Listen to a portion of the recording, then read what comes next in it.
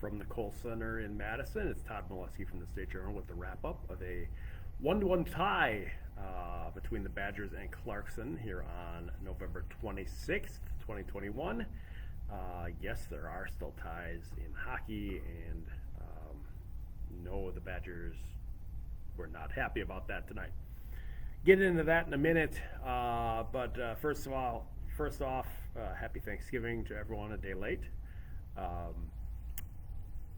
The Badgers came into tonight with a 5-game losing streak, as I'm sure most of you know. They have had major issues scoring goals. They've had major trouble on the penalty kill. One of those areas continued tonight. One of those did okay with the chance that it had. The Badgers were held to 1 goal or fewer for the 9th time in 15 games, but they get a 1-1 tie out of it. So you credit Jared Moe in the Badgers net with 23 saves. He got a couple of really good ones in the second period. And the Badgers penalty kill only had to kill one Clarkson try. Clarkson had a power play goal in each of his last 4 games, and going 3-0-1 in that stretch.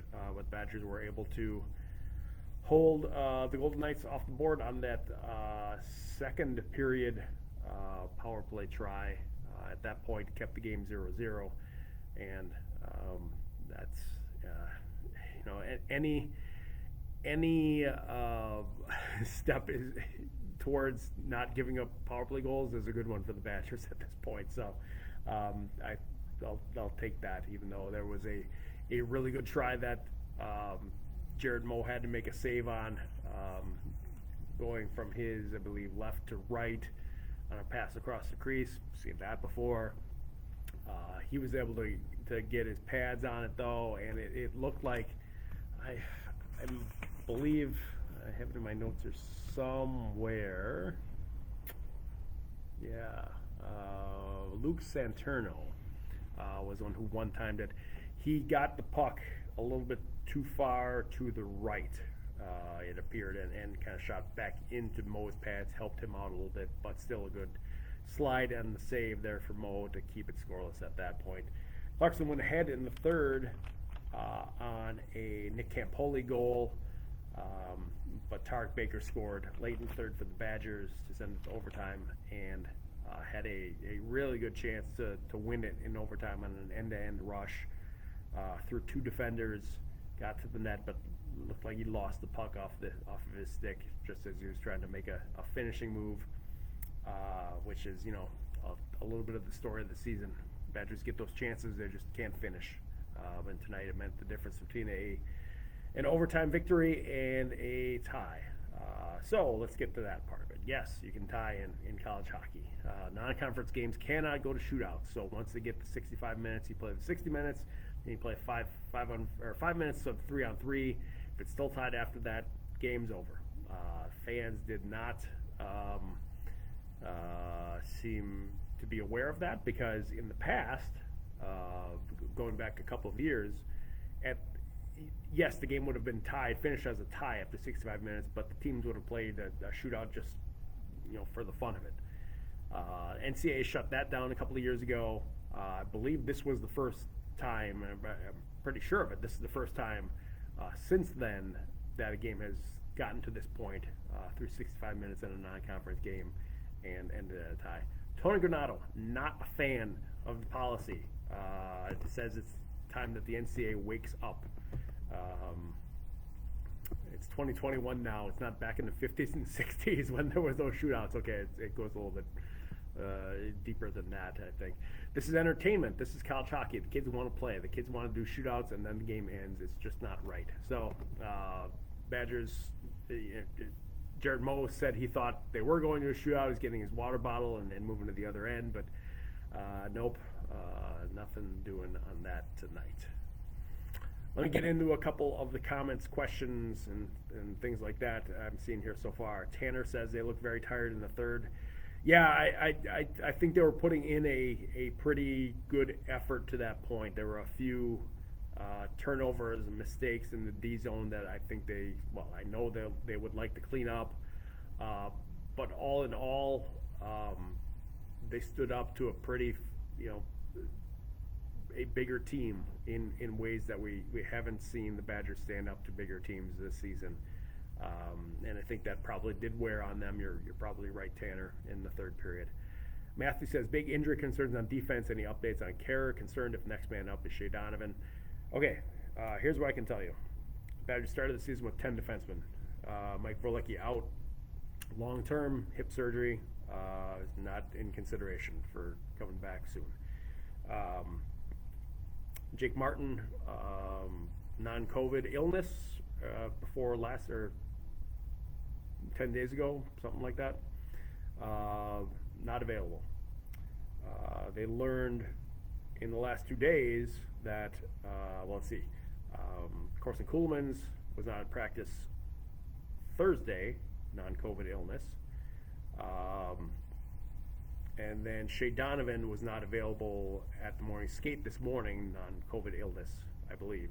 I haven't heard that officially, though, so I will take that back. Illness. So that's 4. And Kerr went out in the third period tonight, and Granado said that was an illness as well. So that's the 5 defensemen that are out, meaning 5 are available. It's getting very thin in the back, which is not something we ever really thought we'd see this season when you start with 10 defensemen.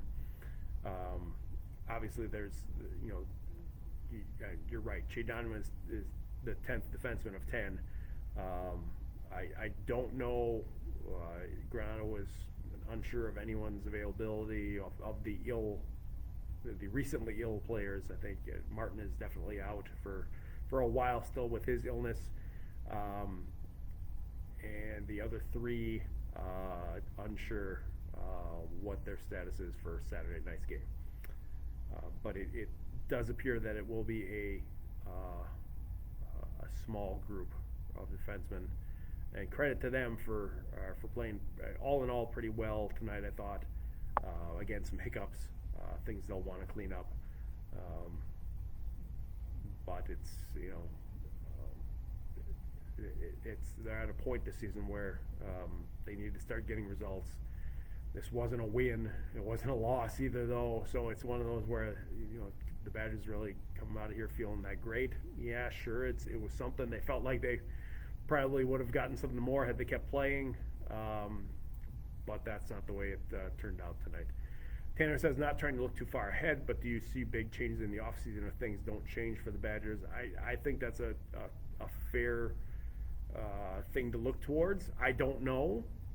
I don't think that, well, let me put it this way. There are factors that have to be considered. Buyouts, all those kind of things. If you're talking about making changes to the coaching staff, you're talking about making buyouts.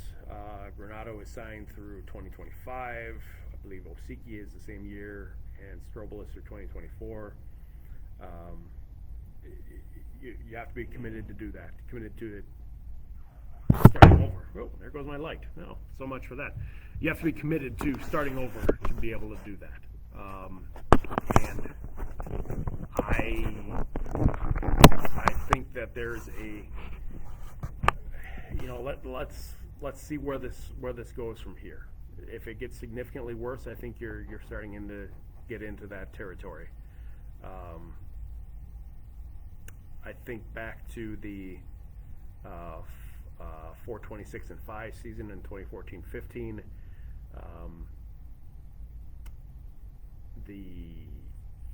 That was on the heels of a NCAA tournament bid with a team that lost a lot and just did not have the players to go in the right spots that season. I've written about how there are a lot of comparisons to be made between that team and this team. But I think that, that after that season, Barry Alvarez, the athletic director at that point, said to Mike Eves, the coach at that point, make some changes. And he did. He got rid of 2 assistants, brought in 2 assistants. Didn't work out. They won 8 games the next season. Eves got fired. The rest of the staff went with him. too early to tell, I think is the best way I can put that. I know there have been people out there calling for, coaching changes. Well, let's face it, for years now. The calls will get louder if this season doesn't turn into something at least palatable. Looking at the crowd tonight, that may have been the smallest crowd I've ever seen at the Kohl Center for a non-exhibition game.